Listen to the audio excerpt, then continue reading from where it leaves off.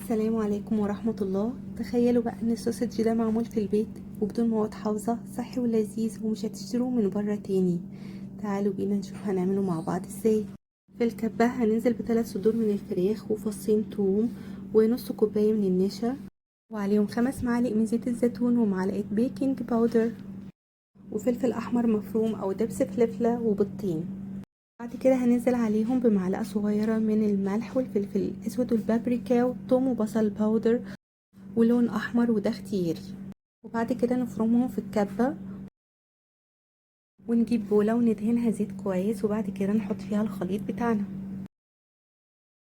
وللتشكيل هنجيب كيس وندهنه بالزيت وندهن ايدينا كمان بالزيت، وبعد كده هناخد جزء من الخليط ونحطها جوه الكيس وبظهر السكينة هنشكلها بشكل اسطواني الطريقة اللي انتوا شايفينها دي. يلا نعمل واحدة تانية مع بعض، وبنفس الطريقة دي هنشكل كل الكمية اللي موجودة عندنا.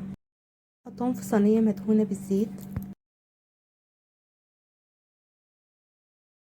للتسوية هنجيب حلة فيها مية على النار، وأول ما تغلي نحط عليها الصينية اللي عملنا فيها السوسج ونغطيها بالفويل ونسيبها تستوي على نار متوسطة لمدة ربع ساعة. دلوقتي هما جاهزين، ممكن تعمليهم في الطاسة أو تخزنيهم في الفريزر وتستعمليهم وقت ما تحبي. وبكده خلصت وصفتنا النهاردة. كان معاكم وسام العزاوي من فادية ريسبس.